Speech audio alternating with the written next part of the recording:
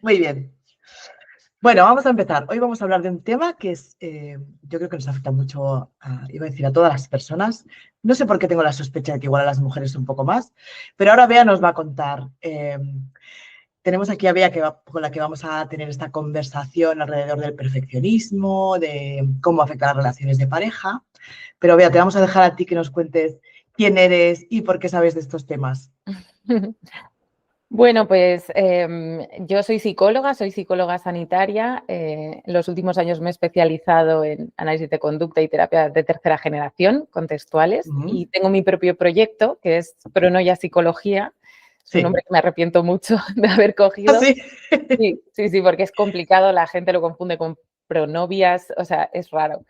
Pero bueno, ahí tengo como mi newsletter donde la gente se puede suscribir y hablo mucho de temas que tienen que ver con todos los trastornos relacionados con el miedo, con la ansiedad, y todo esto toca muy de cerca además todo lo que tiene que ver con reglas, creencias, perfeccionismo, exigencia, miedo al fracaso. Entonces esa es mi especialización. Si la gente quiere conocerme un poco más, se puede suscribir a la newsletter en pronoiapsicología.com. Y también estoy por ahí por Instagram, en pronoia_psicología. Sí, yo te sigo en Instagram. Sí, nos seguimos. Sí, me encanta, sí. Mira, pues cuéntanos, igual para empezar, ¿qué es el perfeccionismo? O sea, ¿cómo sabemos que una persona es perfeccionista? ¿Qué es lo que nos permite identificarnos como perfeccionistas? Si es que lo somos. Bueno, a mí no me gusta hablar de lo que las personas son porque suele ser más algo que tienen como un patrón que han aprendido. Entonces, el patrón de perfeccionismo suele ser como una hiperfocalización en unos resultados muy elevados, ¿no? Como si nosotros pensamos en un examen, es como que todo lo que estuviera por debajo del 10 para esa persona no es válido. ¿Qué pasa? Que como en la vida no hay unos criterios tampoco fijos respecto a muchas situaciones, ese 10 está basado mucho en lo que las personas creen que deberían ser las cosas. Y ahora hablamos de cómo esto afecta a la pareja. Pero las personas que suelen tener perfeccionismo tienen como mucho miedo a equivocarse, al error, al fracaso, se fijan mucho en los detalles, suelen dedicar muchísimo tiempo a terminar tareas, hasta que algo no está como a ellos les gusta, no se sienten contentos entregándolo, ¿no? Entonces, esto conlleva como mucha ansiedad, mucho estrés. Muchas veces la procrastinación es como otro lado del perfeccionismo, ¿no? Porque hasta que no esté perfecto, o sea, prefiero no entregarlo que hacerlo imperfecto. Entonces, sobre todo como ese centrarme mucho en que todo esté de 10 para mí, vamos a decir, para los criterios que yo tengo. Claro, y eso se refleja, o sea, supongo que es más fácil de identificar en tareas, ¿no? Por ejemplo, pues, la organización de la casa o la limpieza. Igual el estándar de perfección es más fácilmente medible, pero ¿cómo se mide el ser perfecto en una relación? ¿Cómo se sabe si eres ¿sabes? Una muy buena pareja o si, yo qué sé, estas cosas más relacionales, ¿cómo se valora? Pues lo cierto es que hay que mirar un poco en la historia de la persona, los modelos que ha tenido y también hay como varios contextos, ¿no? O sea, hay un contexto que es micro, que es a lo mejor lo que yo he aprendido en mi propia historia o lo que yo he visto en mi familia, pero luego también hay un contexto que es más macro, que es la sociedad. De hecho, nosotras ahora estamos viviendo un momento donde empieza a haber muchísimas reglas acerca de, por ejemplo, lo que es una pareja sana, lo que es una pareja tóxica, lo que es una relación satisfactoria, ¿no? Entonces, todo eso también nos influye y va configurando lo que debería ser una pareja. Entonces, con eso vamos teniendo nuestras reglas y, por ejemplo, las personas que son muy perfeccionistas en pareja, a lo mejor lo que ven es que no pueden tolerar que ocurran ciertas cosas en la relación. Por ejemplo, el aburrimiento no puede ser, ¿no? Los silencios no pueden ser, los conflictos no pueden ser. O sea, todas esas cosas que hacen que la relación falle, supuestamente no puede ser. Y esto también puede estar focalizado en el otro, cómo debería ser mi pareja para estar bien como persona o para valer como persona. Entonces, a lo mejor se fijan mucho en la forma de vestir, de hablar, de opinar del otro, ¿no? Es como que están corrigiendo todo el rato para que esa persona o esa pareja llegue a ser como la imagen idealizada que tienen. Pero estaba pensando ahora cuando te escuchaba en todas estas red flags que se ven en las redes sociales, que yo a veces pienso, bueno, es que si tuviéramos que cumplir todo esto, es que no podríamos tener pareja, porque Justo, es es que además imposible. imposible vincularse, ¿no? O sea, al final hay tantas cosas, peligros a los que tienes que prestar atención y que además significan deal breaker. Es como, si tú ves esto, una red flag es como sal corriendo. Bueno, Ese sal es el corriendo. mandato. Sí, Entonces, claro, pues no, desde ahí es muy difícil vincularse porque podemos ampliar mucho este criterio de forma que las alarmas nos salten y nos sensibilicemos como a la mínima que vemos algo ya que nos disgusta o que puede indicar que esta persona, yo qué sé, no está disponible, ¿no? O tiene un patrón de no sé qué, o es narcisista, también con todas estas etiquetas, ¿no? sí, sí, sí, sí. De hecho, el otro día estaba viendo los datos de que las mujeres, parece que en la franja entre los 30 y 40 cada vez se emparejan menos. Y supongo que tiene que ver con esto, ¿no? El nivel de exigencia que debe cumplir la persona para ser un candidato a ser mi pareja o una candidata a ser mi pareja es tan alto que seguramente no existe. Entonces es imposible. Exacto. Bueno, Y al ni final es siquiera. como que encima esto se va reforzando con el tiempo, con lo cual nuestros estándares van subiendo y no bajando. O sea, a medida que se cumplen años, cada vez hay también más prisa, hay más presión por ciertas mujeres también por el reloj biológico, quiero ser madre y esta persona ya no me fijo solo en cómo estoy con ella y cómo es mi pareja, sino cómo va a ser como padre. A lo mejor entonces Sí, empiezo a detectar ciertas cosas y a decir, bueno, esto sería un buen candidato a lo mejor para ser amantes, pero no para ser padre, ¿no? O no para ser marido, o no para... Entonces, esos estándares de calidad es como que a medida que vamos cumpliendo años, a veces vamos elevando como esa barra de a dónde tiene que llegar la otra persona. Y paradójicamente, cuantos más años pasan, también las personas vienen un poco más rígidas en el sentido de vienen con más mochila. Con lo cual, lo normal es que vaya siendo más difícil que alcancen esos estándares a medida que nosotras subimos los estándares, ¿no? que es curioso porque parece que el hecho de ir definiendo cómo es una relación de pareja sana nos tendría que haber ayudado a disfrutar más de nuestras relaciones y yo creo que se está provocando un poco el efecto contrario. Es que el nivel de, como tú decías antes, ¿no? de requisitos que tiene que cumplir una relación para ser sana según el criterio de no sé cuántos influencers, ¿no? Porque que a veces ni siquiera son personas que realmente tengan una formación adecuada para hablar de estos temas, pero el nivel de exigencia es tan alto que es como si constantemente nos estuviéramos comparando para ver si realmente lo estamos haciendo bien en nuestra relación o no. Y no disfrutamos tanto. Exacto. Es que además ese es el efecto un poco paradójico que se da, que es que cuando tú acabas teniendo muchas creencias o muchas reglas de cómo deberían ser las cosas, tú te acabas perdiendo primero cómo las cosas son y también la parte disfrutable. O sea, yo me lo imagino como, imagínate que tú vas a, no sé, hacer una excursión con tu pareja, ¿no? Que vas a hacer una ruta y te estás fijando todo el rato en tus pies, ¿no? Y en cómo, a ver si me tropiezo, a ver si estoy pisando bien, a ver si ahora va a venir un peligro de tal. Es como, esa hiperfocalización en cómo lo estoy haciendo impide que a lo mejor yo levante la cabeza y diga, ay, pues hoy hace sol, ¿no? O, joder, ¿cómo me está mirando mi pareja? ¿Y qué sonrisa tiene? O sea, todo eso te lo pierdes.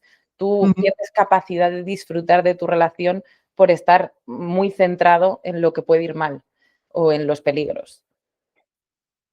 Sí, en general hay esa misma relación entre las personas muy perfeccionistas y la dificultad para disfrutar, no solamente de la relación de pareja, sino para disfrutar de cualquier cosa en la que estén participando. En general, sí. De hecho, a mí hay una metáfora que me encanta, es una metáfora de terapia de aceptación y compromiso. Yo creo que para mí además tiene mucho significado bueno, cómo es mi experiencia. Yo, por ejemplo, tengo, o sea, las películas de tiburones me flipan, ¿vale? A mí me encantan los tiburones, me provocan mucho miedo, pero a la vez es como algo que me atrae. Y yo también nado a menudo, me gusta nadar y tal. Entonces, a mí me gusta mucho una metáfora que es como imagínate que tú estás viendo en una pantalla a dos nadadores y tú los ves nadando exactamente igual, ¿no? O sea, llevan la misma velocidad, las olas son iguales, el viento es igual, respiran al mismo tiempo, o sea, no estás viendo ninguna diferencia. Pero cuando se amplía un poco la imagen, tú ves que el primer nadador se está dirigiendo a una isla muy bonita, donde hay una fiesta que le encanta y tal, y el segundo le está persiguiendo un tiburón. Entonces, ¿cómo va a ser la experiencia interna de las dos personas? No va a tener nada que ver. Entonces, a veces tú estás viendo por fuera lo mismo en una persona o en otra, pero una está viviendo desde el disfrute, vamos a decir, la calma, la tranquilidad, que sería como el primer nadador, y otra está viviendo desde la ansiedad, el estrés y la tensión. que sería el segundo nadador. Entonces, para las personas perfeccionistas que lo que las persigue o de lo que están intentando escapar es del miedo a no ser suficientes, del miedo al fracaso, del miedo a no ser queridos, su experiencia, incluso aunque estén logrando muchas cosas y estén haciendo muchas cosas, es de poco disfrute. O sea, es más bien eso, de ansiedad. Sí, yo ahora estaba pensando que esto llevado a la relación de pareja ya lo podemos ir hablando en diferentes aspectos, pero hay algunas personas que yo creo que sí que se dan cuenta de su propio nivel de perfeccionismo y de todo lo que puede haber detrás, pero hay otras que no, que viven convencidas de que realmente sus estándares son los que todo el mundo debería tener. Y esto les lleva a despreciar a las personas que no tienen ese mismo nivel de exigencia. Y ese desprecio, obviamente, tiene un impacto muy grande en la relación de pareja. Entonces, no sé si te has encontrado eso, ¿no? Con casos de personas que no se dan cuenta de que el nivel de exigencia o de perfeccionismo con el que viven les está complicando la vida más de lo que realmente a lo mejor les está aportando. Sí, bueno, de hecho podría decir que yo he sido esa persona también, o sea, que no me hace falta ni siquiera irme a mis pacientes, ¿no? A mis clientes. Pero sí, hay un paso previo, entonces ahí, porque muchas personas, incluso cuando llegan a terapia, ya son conscientes de cuál es el problema y te vienen diciendo, yo sé que siempre quiero que me salgan las cosas muy bien, o yo quiero dejar de intentar que todo sea perfecto, y ya hay conciencia de los costes. O sea, de que esto tiene un coste y Vale. esto me está dificultando. Pero hay muchas personas que no llegan así. Hay muchas personas que yo les digo, bueno, entonces tú vienes a terapia a cambiar a los demás. Porque a lo mejor la demanda que traen es como quiero que el resto se comporten como yo quiero. Y yo ahí no puedo hacer nada contigo, no podemos trabajar tú y yo en esto, ¿no? Para que el resto se amolde. Entonces ahí falta una parte de conciencia de los costes que está teniendo que tú estés teniendo estos estándares con los demás. Y creo que eso es bastante frecuente, el al final tener muy claras las cosas, que es algo que también mucha gente dice, yo es que lo tengo muy claro, yo sé Sí, muy yo bien todo lo lo que tengo quiero. claro. Claro, todo lo tengo muy claro. Eso es una sensación de seguridad, porque es como si tú tuvieras un camino que sabes muy bien por dónde va. Entonces, soltar esa sensación de seguridad a veces es muy desagradable. Es decir, porque tienes que renunciar a que las cosas vayan a ser así y eso es doloroso. Entonces, para muchas personas hacer ese paso es complicado, porque al final pues hay decepción o hay frustración o hay vergüenza y contactar con esas emociones no lo han hecho nunca. Entonces, para poder soltar esos estándares, yo tengo que poder permitirme contactar con estas emociones. Así que yo diría que un primer paso a veces en la terapia es precisamente este ejercicio de desesperanza creativa que se hace de, bueno, Desesperanza creativa. sí, ¿lo habías oído? No. Pues a mí es un concepto también de ACT que me gusta mucho, que es poner en contacto a la persona con las estrategias que ha estado utilizando y cómo le han funcionado y cómo se siente. Porque al final es un poco para devolverle que vienes aquí a terapia a hacer lo mismo que has estado haciendo fuera, porque entonces el resultado que vas a obtener es un poco el mismo. Entonces hay una parte de desesperanza en la que la persona dice, ostras, pues quizá esto no lo voy a conseguir nunca. Hay una parte de desesperanza que contacta con el dolor de todo lo que he perdido. A lo mejor una persona se da cuenta de que nunca ha podido tener una relación satisfactoria, de que nunca ha podido sentir que quiere a la otra persona o que acepta o que se siente relajada dentro de una relación y eso es doloroso. Y desespera un poco porque es como si todo esto que está probando no funciona, me quedo sin saber qué hacer. Pero la parte creativa a mí me gusta porque es como, bueno, cuando ya sabemos que esto no funciona, por mucho que le pongamos otros trajes y que lo llamemos de otra manera, se abre un espacio para decir, vale, ¿y ahora qué hacemos que sea diferente y que te lleve como a otro resultado? Pero yo estaba pensando, ¿cómo o qué pistas le podemos dar a alguien que tiene una relación de pareja con una persona muy perfeccionista que no se da cuenta de que es tan perfeccionista? Ujú. No sé si hay algo que podemos hacer como para ayudar a tomar más conciencia a alguien que cree que, pues eso, que no es que sea perfeccionista, sino que tiene los estándares que hay que tener, ¿no? Porque las Ujú. cosas tienen que ser así. A mí como una imagen que me gusta, que es la de acariciar a favor de pelo, ¿no? Vamos a decir. O sea, si yo me doy Vale. cuenta de cuál está siendo el dolor de esta persona, porque muchas veces el perfeccionismo genera rechazo, ¿no? Porque al final lo que está haciendo la otra persona muchas veces es criticarme mucho. Entonces, eso genera defensividad, eso genera Claro. distancia y desde ahí a lo mejor yo se lo estoy diciendo a la otra persona de nuevo como una crítica hacia ella. Lo que va a hacer es rebelarse, ahí estoy yendo como al contrapelo, ¿no? Y entonces Claro. desde ahí no va a funcionar. Entonces, ir un poco a favor es entender que para la persona perfeccionista esto es un dolor y esto es una inseguridad.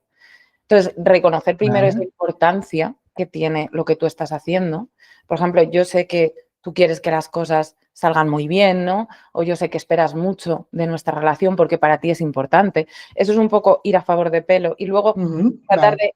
de, no te voy a señalar a ti, ¿no? Sino te voy a decir cómo me estás haciendo sentir a mí. Muy Porque bien. ahí Vale. hay poca o puede haber menos defensa. O sea, si yo lo que te digo es, cuando me estás diciendo todo el rato lo que tengo que hacer, yo me siento inseguro, ¿no? O yo siento a lo mejor que no me quieres tanto. Ahí lo que te estoy devolviendo es un poco desde mi vulnerabilidad, tu conducta cómo me está afectando.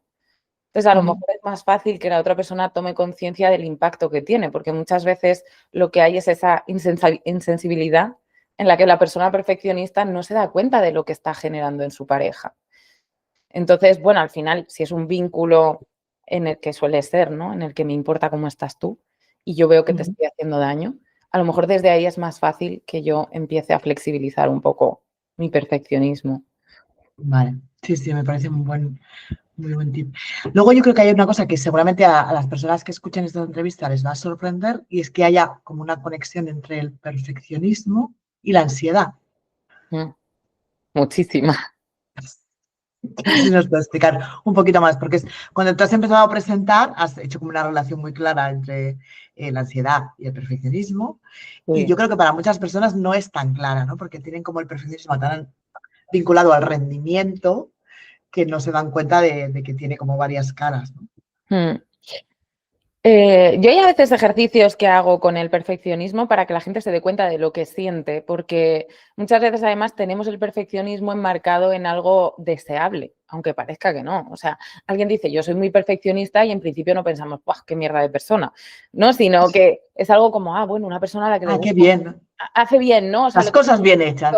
claro, a cosas muy positivas. Entonces yo a veces en terapia les pongo un ejercicio que ellos no pueden resolver. ¿No? O algo así, y les meto presión con el tiempo. No, pero venga, o sea, hazlo ya, ¿no? Lo tienes que saber. ¿Y cómo no sabes esto? ¿Y cómo es posible? ¿No? Entonces, con eso lo que evocas es en la persona la respuesta de ansiedad y ellos se dan cuenta de cómo eso está sucediendo dentro de ellos probablemente todo el día. El otro día lo hice de una manera como muy natural con una tabla de multiplicar, ¿no? Y le empecé a preguntar a mi paciente como, venga, ¿y cuánto es 9 por tal? Y venga, dímelo ya. Y en un momento me dijo como, estoy bloqueada, ¿no? Entonces, ahí se dan cuenta de cómo esa presión que ejerce la exigencia y el perfeccionismo lo que estás haciendo es activar el simpático y generar una sensación de ansiedad, de ahogo, ¿no? A veces les digo como, notas asfixia, notas como que no puedes respirar, que no estás relajada, ¿no? Yo he visto como tu cuerpo se ha puesto tenso. Entonces ahí es mucho más fácil ver los efectos que eso está teniendo en mi cuerpo. Claro, y creo que además es un ejercicio que puede venir genial para entender cómo se siente la pareja, ¿no? También. Cómo vive la pareja esa sensación de tener a alguien, porque me encuentro muchas veces con esta situación, y es que me dice que no hago nada, pero es que cuando hago las cosas nunca están suficientemente bien hechas y al final pues ya me he cansado y digo, ¿para qué? ¿Para qué voy a hacer si luego no va a estar bien hecho? O luego voy a tener comentarios, luego va a haber esa coletilla. Y también esa sensación que tú dices de no hago porque es que al final ya me bloqueo, porque es que ya no sé para dónde tirar.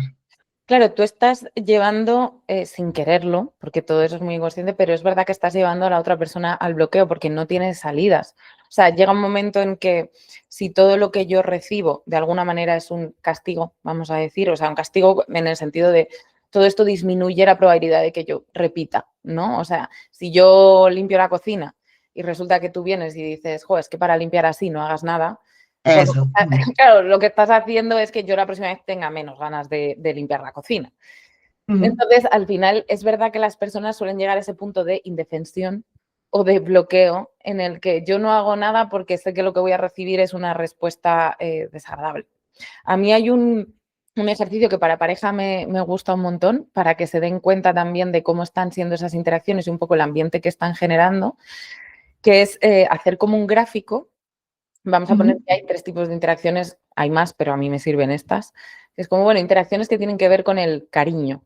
vamos a decir, con los gestos amables, los besos, las palabras bonitas, o sea, todo eso que la persona recibe como agradable, como, ay, esto me abraza, me hace sentir bien. Interacciones que tienen que ver con el reconocimiento, que el reconocimiento es cuánto vales, qué bien has hecho esto, admiro esto de ti, tal. Interacciones que tienen que ver con la corrección, ¿no? O sea, vamos a intentar mejorar esto, esto no está del todo bien. Entonces, les pido que diseñen honestamente, les digo, haz honestamente este gráfico y dime cuántas interacciones de estas tienes al día con tu pareja. Claro, si yo lo que tengo la mayoría es interacciones correctivas, que son más o menos desagradables, hay pocas de cariño, hay pocas de reconocimiento, realmente lo que estamos generando entre los dos es un clima de tensión, es un clima desagradable entre nosotros, ¿no?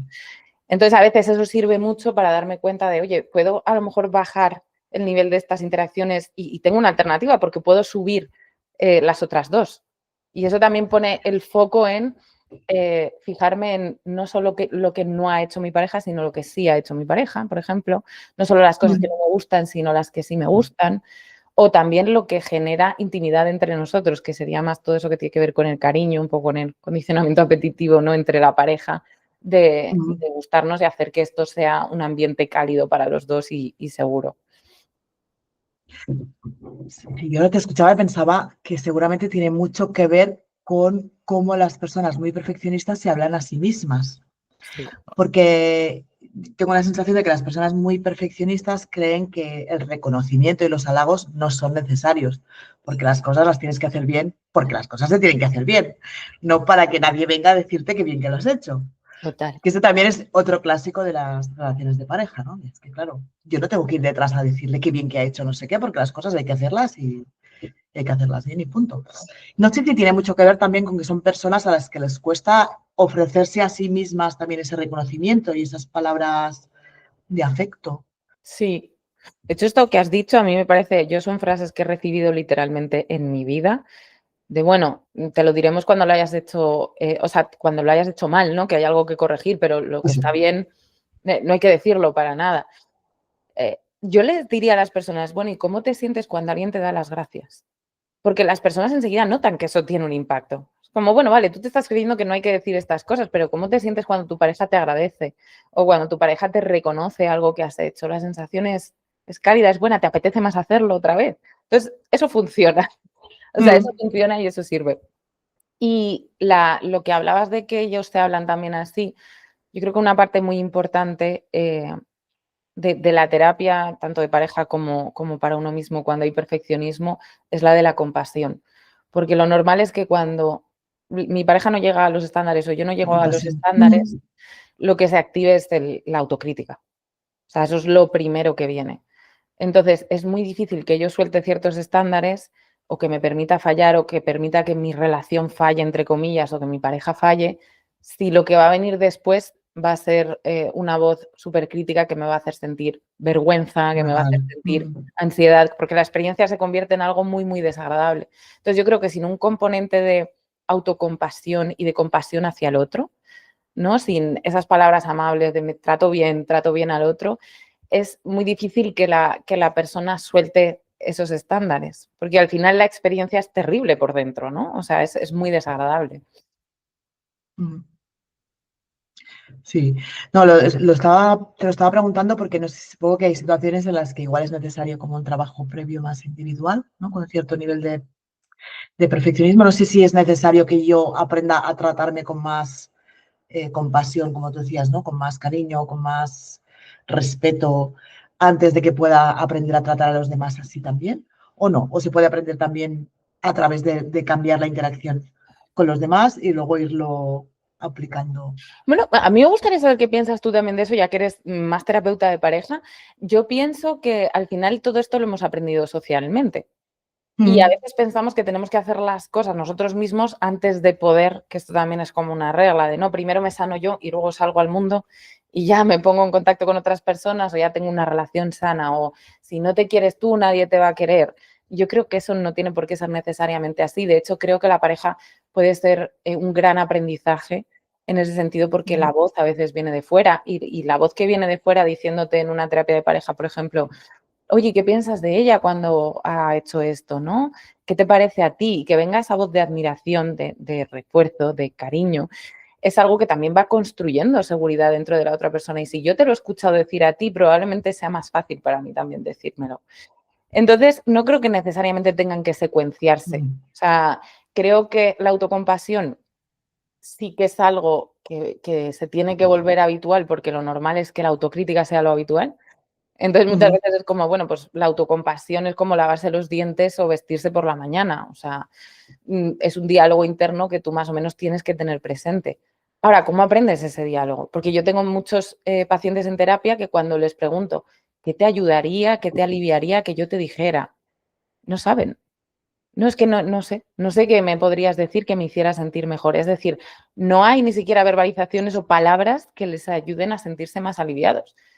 Entonces, yo con mis pacientes lo que hago es que yo pongo esa voz primero, ¿no? O sea, Claro. yo Sí, les sí, hay que digo, modelarlo. Sí. claro, exacto. Entonces, si yo lo hago, ¿por qué no lo va a poder hacer tu pareja, que encima generalmente tiene mucha más potencia? ¿No? O sea, cuando te lo está diciendo, no es lo mismo ni siquiera que lo diga yo, que lo diga tu pareja, que es la persona probablemente de la que busques o quieras más reconocimiento. Entonces, no solo te diría que no es secuencia, sino que yo creo que puede tener más impacto incluso trabajado en Ujú. pareja que uno por su propia cuenta. Pero bueno, esto es una hipótesis, no sé cómo lo ves tú. Sí, sí, estoy de acuerdo.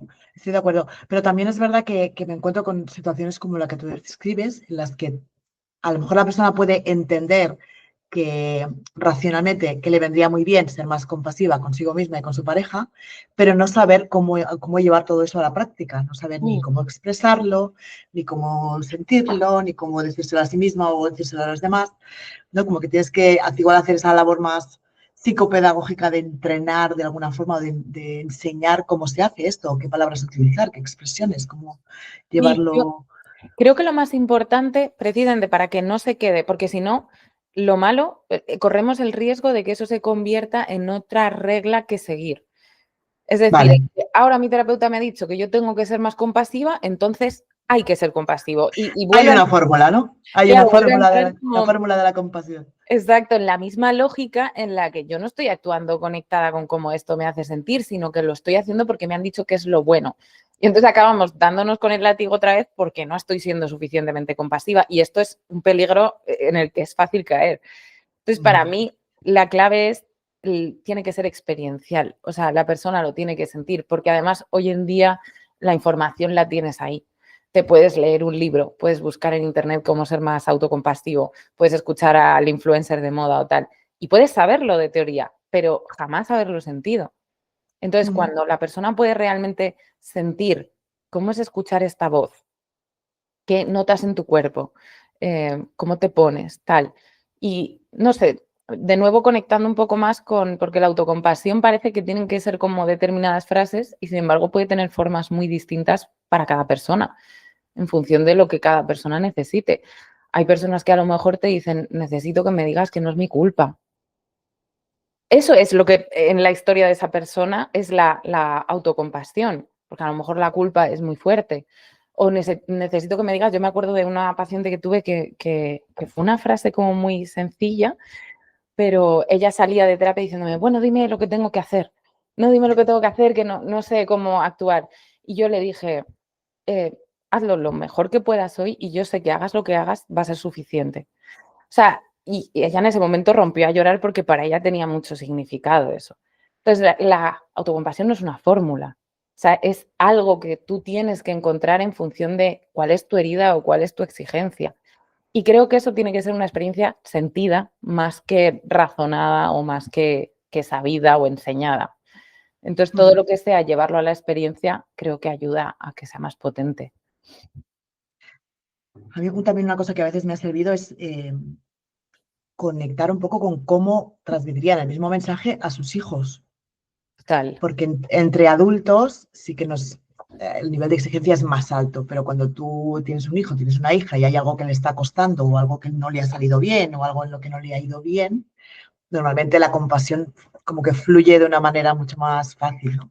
Entonces yo creo que de ahí es donde muchas veces sacan la inspiración para decir, bueno, realmente tiene sentido ser compasivo porque generas unas sensaciones que son las que seguramente te gustaría sentir a ti o las que te gustaría transmitir a tu pareja porque realmente son menos agresivas, ¿no? A veces, Sí, menos total. hostiles. Y a mí me parece que estas imágenes, por eso a veces lo del trabajo con el niño interior, ¿no? Y cómo le dirías esto, Ujú. o sea, evocan más esa respuesta de ternura o de compasión que Exacto. exacto, que cuando la gente es adulta. O si es que lo vemos, es que además es algo como muy biológico. Me acuerdo de en la serie esta de Cómo conocí a vuestra madre, Sí.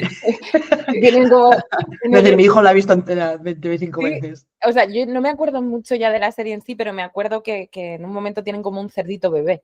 Y hay veces que le dicen, como no me lo digas a mí, díselo al cerdito, ¿no? En este Ah, caso, pues mira, es una buena idea. claro, es para otra cosa, pero al final es que un cerdito ahí, que luego es vulnerable, porque la cosa es conectar con la vulnerabilidad, evoca mucho más esa respuesta de ternura y de compasión. Entonces, cuando ya has aprendido a hacer esa respuesta, yo por ejemplo, con mis pacientes hay veces que les ayuda a conectar con el dolor y a ponerse a lo mejor en una postura que signifique ese dolor, que suele ser, pues yo qué sé, cerrados, ¿no? O llorando o hechos una bolita. Y luego que se miren desde fuera. Cuando ellos ven eso, o sea, cuando ven el sufrimiento, para ellos es muchísimo Ujú. más fácil conectar con la parte que quiere ayudar. O sea, que quiere aliviar ese sufrimiento. Entonces, el cómo tratarías a tus hijos, las personas más importantes seguramente en tu vida, ¿no? O cómo te tratarías a ti de niño, es una toma de perspectiva que ayuda mucho a conectar con esa habilidad de compasión. Ujú. Mira, estaba pensando en una pregunta que igual me ha salido muy dramática, ¿eh? Pero ¿se puede salir del perfeccionismo? Yo es que te diría que se puede salir de todo. Yo tengo Eso muchísima no. confianza. Eres muy optimista. Tengo muchísima confianza de que se puede salir de todo porque al final no creo que es algo, como te digo, que las personas lleven dentro. O sea, de hecho, Ujú. normalmente esto es como a veces hay mucha fusión en el sentido, esto es mi identidad, esto es lo que yo soy. Y la persona te viene diciendo, yo soy Ya. tal, yo soy cual. Y a veces lo que hay que ayudarles es a darse cuenta de que son más cosas, ¿no? O que pueden ser reconocidos por más cosas que no son solo Ujú. parte de alto rendimiento. Pero claro que se puede salir porque no es algo que tú lleves dentro. O sea, es algo que has aprendido y como cualquier cosa que has aprendido, pues como mínimo lo puedes ampliar. O sea, quiero decir, Ujú. nadie te está diciendo tampoco porque a la gente le asusta mucho. No como que, entonces me estás diciendo que tengo que hacer las cosas, no sé, como que tengo que cometer errores o que tengo que... Y yo creo que esos mensajes para estas personas en concreto son muy desagradables y son como muy alienantes. Entonces yo creo que no tiene que ir por ahí, es como vamos a valorar tu parte perfeccionista, que es maravillosa, que tienes un montón de habilidades gracias a ella, ¿no? Pero vamos a darnos cuenta de que también eres más cosas, ¿no? Y a lo mejor asociar o romper ese link entre que tú hagas las cosas muy bien y que seas valioso, porque Ujú. realmente es el dolor de fondo que hay, ¿no? Que si yo no hago las cosas bien, no valgo como persona, a lo mejor. Entonces, cuando tú rompes un poco ese link, hay más permiso para poder cagarla, para poder fallar, para no tener la foto de Instagram, que yo les hablo mucho de esto, en plan, Claro, es que. claro, esto a qué va, a lo que a ti te conecta o es importante para ti o a generar esa foto bonita, ¿no? Que nadie pueda juzgar, porque normalmente tiene que ver mucho con el miedo al juicio, ya que lo que los demás puedan pensar y a que me rechacen, ¿no? Por ser insuficiente, por ser imperfecta. Pero bueno, tu respuesta, sí, yo es que tengo mucha confianza en que se puede salir prácticamente de cualquier patrón. Siempre que el Mm. contexto sea propicio, pues se puede. Claro, hay todo lo que, lo que estabas mencionando ahora y estaba pensando también en el miedo a la incertidumbre, Mm, ¿no? Como que también es una manera de enfrentar que nunca sabes lo que te puede traer la vida, ¿no? Y este perfeccionismo muchas veces te da esta sensación de que puedes controlar mucho de lo que te va a pasar cuando en realidad no es cierto. totalmente. Sí, sí, o sea, yo creo que ese es un punto muy importante y además, hablando antes que me has dicho, ¿cómo se relaciona con la ansiedad? Es que la ansiedad y el miedo a la incertidumbre, o sea, la intolerancia a la incertidumbre y la ansiedad están completamente relacionadas. Entonces, Ujú. también es como, sí, es como querer agarrar, vamos a decir, las riendas de la vida como con mucha fuerza. Entonces ahí te acabas quemando, porque la vida tira y tira para un lado y tira para el otro y tú quieres estar todo el rato sujetándolo para que no se te escape y aparte de Ujú. agotada, lo que vas a acabar es Así. quemándote las manos, ¿no? Entonces yo creo que esa intolerancia a la incertidumbre es algo que también a lo mejor a ti en pareja te ocurre, que cuesta de manejar en terapia porque las personas vienen buscando que tú se la quites también. Y como Sí, eres una profesional, es como, bueno, pues entonces Patricia o Bea saben lo que hay que hacer. Entonces yo voy a exacto. venir aquí con mis apuntes y me van a quitar esta incertidumbre acerca de mi vida porque lo van a decidir ellas por mí, un poco, ¿no? Me van a dar esa lista y a veces es difícil lidiar con esa presión en terapia y hacer como punto en boca de ese respeto hacia la otra persona de yo no sé qué tienes que hacer con tu vida para ayudarles a exponerse al no lo sé. O sea, Es que nadie lo sabe, ¿no? A veces. claro, no lo sé yo ni lo sabe el mejor gurú del mundo. O sea, nadie puede saber realmente cómo va a ir tu vida o qué hacer con tu vida. Y eso que al principio da un poco de vértigo, yo creo que al final es muy liberador porque te permite un poco más ir fluyendo y adaptándote, ¿no? Que tener ese Mm, plan preestablecido que al final acaba haciendo aguas por todos los lados, porque la vida no responde a tu plan. qué va. Y estaba pensando también en las diferencias de género en cuanto al nivel de perfeccionismo. Sí. No sé si, o sea, cuando he empezado, cuando al principio de todo te iba a presentar, estaba pensando en general. Será verdad que las mujeres somos más perfeccionistas, pero luego pensaba, igual el nivel de exigencia es igual de alto, pero en distintas áreas según tu género. No sé cómo lo ves tú. Joder, esta pregunta es súper interesante. Sí, yo. Porque, por ejemplo, estaba pensando en la maternidad, ¿no? El grado de exigencia que hay sobre las madres en cuanto a la cantidad de cosas que hay que hacer perfectas. Ujú. Mil, ¿no? Desde cómo se visten los niños hasta lo que comen, ¿no? Ahora que además el nivel de exigencia sube porque cada vez sabemos más de todo, ¿no? Sabemos más de alimentación, entonces el niño tiene que comer perfecto, sabemos más de educación y el niño hay que educarlo perfecto, ¿no? Y hay que ser tan perfectos que al final es que es una locura. No digo que esto sea la verdad, yo sí que tengo la sensación de que hay diferencias en género en cuanto a la presión que hay sobre las mujeres versus sobre los hombres, porque también a las mujeres se nos hace muy autoconscientes todo el rato de cómo nos estamos haciendo ver, de cómo generamos un impacto en los demás. No solo físicamente, sino a la hora de comportarte, ¿no? A la hora de decir, incluso cuando hablamos de decir tacos, ¿no? O sea, a lo mejor ahora ya no es tanto, pero antes era como, Mm, las mujeres no dicen esto, o sea, se te censura tu forma de hablar, tu forma de vestirte, de pues sentarte, ¿no? sentarte, o No te sea, sientes creo que así. esa presión no está tanto, los hombres se mueven con más libertad en eso y de hecho yo eso lo veo luego a la hora de desempeñar un trabajo, por ejemplo, los hombres muchas veces tienen más libertad a la hora de... Me contaba el otro día una amiga que en un estudio decía que las mujeres solo aplicaban una oferta de trabajo si consideraban que cubrían del 80 al 90% de lo que se requería en el puesto. De las- Y que los hombres entre un 40 y un 60 decían, pues yo tiro, o sea, para adelante. Por probar, ¿no? Sí. Claro, entonces yo creo que sí que hay diferencias en cuanto a cuánto permiso hay para los hombres y para las mujeres, pero eso no quiere decir que los hombres no tengan sus propias presiones y exigencias, por ejemplo, respecto a ganar mucho dinero, ¿no? O hacer mucho dinero. Creo que es algo que Sostener la familia, sí. sostener la familia, ser los proveedores o exigencias respecto a controlar su propia vulnerabilidad. Esto creo que recae mucho más en hombres que en mujeres. Entonces, creo que ambos tenemos muchas exigencias. Sí que es verdad que creo que por cómo nos socializamos, las mujeres están más pendientes de su propio comportamiento. Entonces, tienen también Ujú. más capacidad para modificarse, pero también mucha más autoobservación. Y no sé cómo Ujú. lo ves tú, la verdad que esto es una teoría, tampoco lo tengo muy contrastado, pero sí me da la sensación de que es así. Sí, yo creo que también en relaciones de pareja, sobre todo heterosexuales, porque igual en las relaciones de pareja homosexuales esa rigidez en cuanto al rol no es tan evidente porque pues, hay una mayor flexibilidad. Pues son dos Ujú, personas que pueden jugar el mismo rol independientemente de su género. Pero en las relaciones heterosexuales sí que yo creo que hay como socialmente esta tendencia a atribuir determinadas responsabilidades en una de las dos personas más que en la otra y todo eso va acompañado de una carga de exigencia mucho mayor, ¿no? Puede ser que los hombres proveen y por lo tanto, que sea, un hombre que ha perdido el trabajo, pues el nivel de sufrimiento puede ser muy grande, pero en el tema de las mujeres, pues lo que decía ahora, ¿no? Cómo se viste. Cuando un niño llega a la escuela y no va bien vestido, ¿qué dice eso de su madre? ¿Qué total. dice? No, hay un montón de cosas que vemos en los niños que están directamente conectadas con si su madre lo hace bien o no lo hace bien. Y Sí. cómo te sientes examinada de alguna forma a través de un montón de comportamiento de tus hijos, de tus hijas. Sí, yo creo que además quizás que las mujeres antes antes había más estas exigencias diferentes para los géneros y ahora me parece que a las mujeres se nos ha sumado otra, que era de los hombres, ¿no?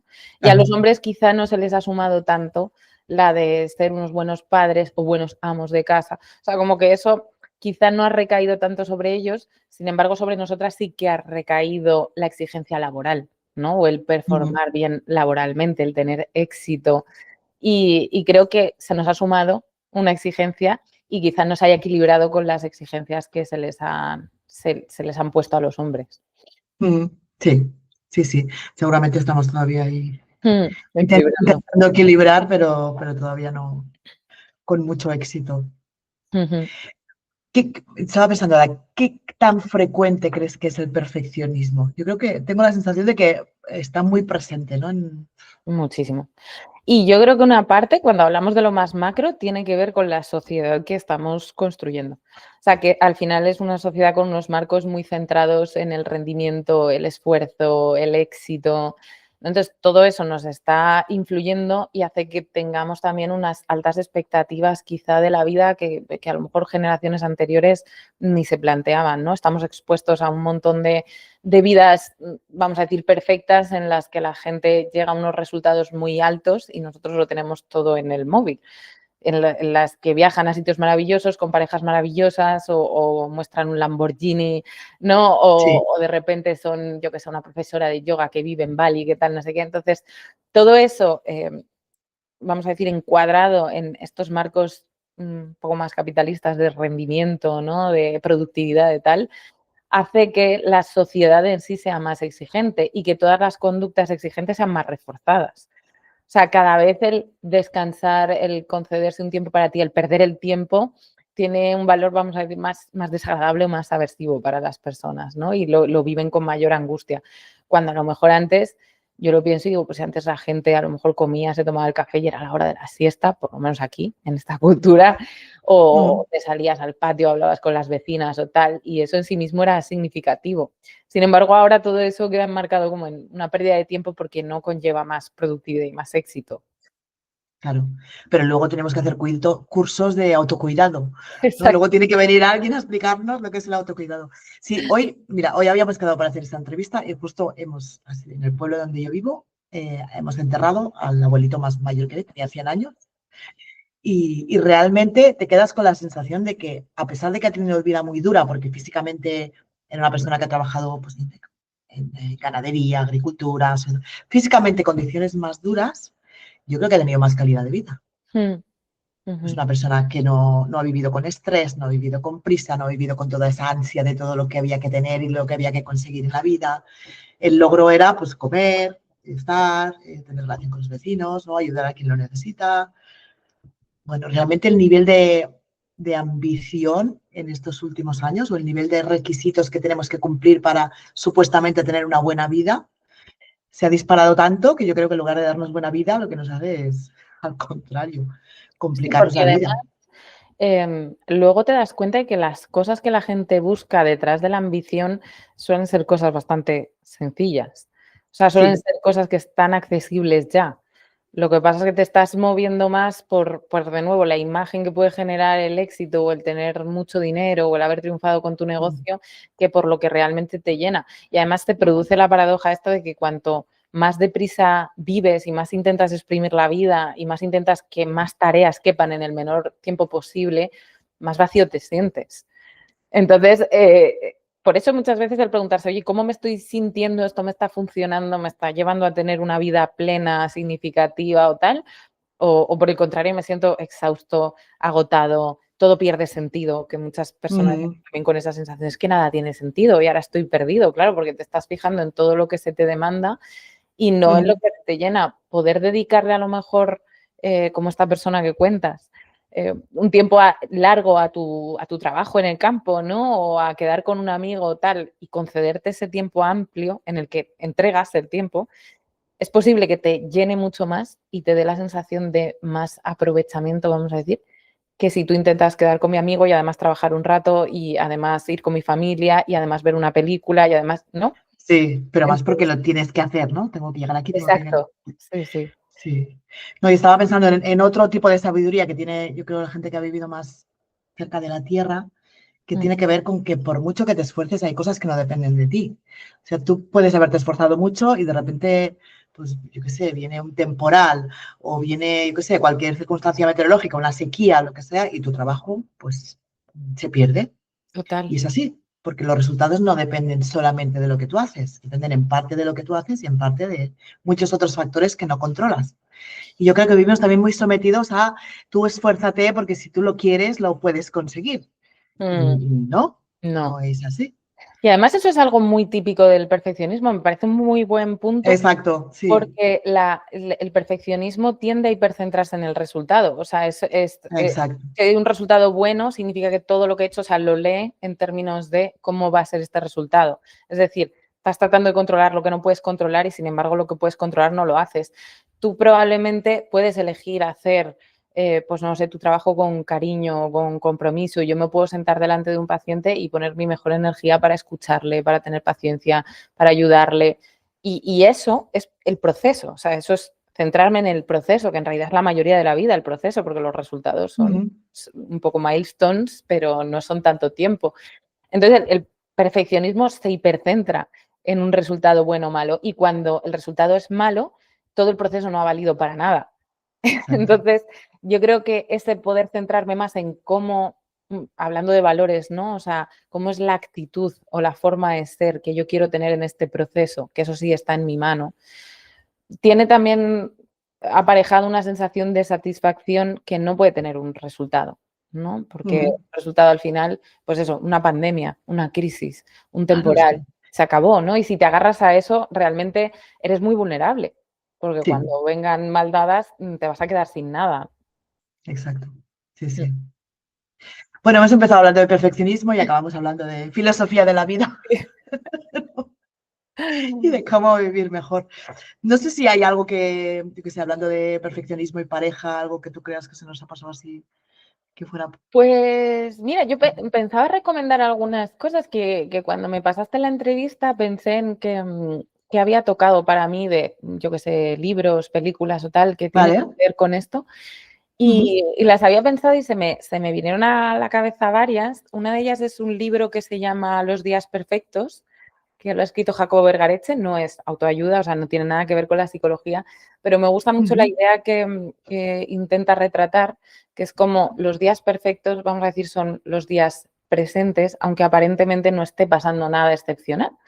Y de hecho, él cuenta cómo en pareja muchas veces planificar grandes experiencias conlleva más frustración o grandes más decepciones. encuentros, exacto, ¿no? Como el mejor restaurante y el mejor sitio al que podemos ir y vamos a ir vestidos de punta en blanco y tal, y quizás esa experiencia se ha quedado un poco vacía, versus un día que estábamos de vacaciones y no sabíamos lo que hacer y dijimos, ay, pues vamos a dar una vuelta por la playa, ¿no? Y vamos a comer luego en Ujú, este sitio que nos hemos encontrado. Y si tú comparas los 2 días, quizá en el día más presente no hay nada excepcional, pero tampoco hay unas altas expectativas, lo cual hace que tú ujú. puedas estar realmente conectado con la experiencia. Entonces, a mí este libro me gustó mucho, creo que para parejas también está guay para ver Pues cómo... sí, sí, sí. Una buena recomendación. Y hay dos películas que me vinieron a la cabeza. Una es Fair Play, que no sé si la has visto. Pues Eh, me suena mucho, pero no, no sé. Puede es ser que sí, pero no la recuerdo. Vale, es una película que va de una pareja que trabaja en el mundo de las finanzas, además un mundo como súper exigente, Ujú, en el que él está triunfando y ella digamos que de momento no. Y hay un momento en el que ella la ascienden, ¿no? Y es cómo genera esto una competitividad dentro de la pareja, porque de repente mi pareja está siendo mejor que yo y está teniendo más éxito que yo. Entonces, ujú, creo que para ver reflejados estos patrones que tienen que ver más con quién soy yo, cuánto valgo en comparación con la otra persona, incluso si esa persona es mi pareja, y cómo se genera envidia y se generan celos que nos distancian, esa peli está muy chula. Y la otra que se me había ocurrido, que está así, es como más naif, es un poco más cursi, pero es la de Un cuento perfecto, que parte de una ujú. novela.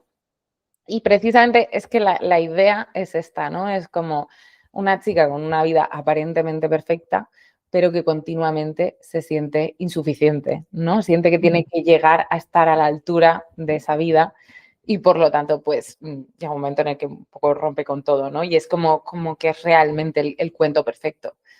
Así que, no sé, esas son como las referencias que se me han venido cuando pensaba en esto y creo que son chulas para que la gente les pueda echar un ojo. Genial, muy bien. Vale, y si quieres, antes de despedirnos, recordamos tu web para que la gente se anime a apuntarse a la newsletter, porque yo creo que los mensajes que vas compartiendo son un poco como, es decir, como esa gotita que va dejando un pozo, ¿no? Y que te ayuda a replantearte muchas cosas y a darles una vuelta y a tener presente pues, que se pueden vivir las cosas de otra manera.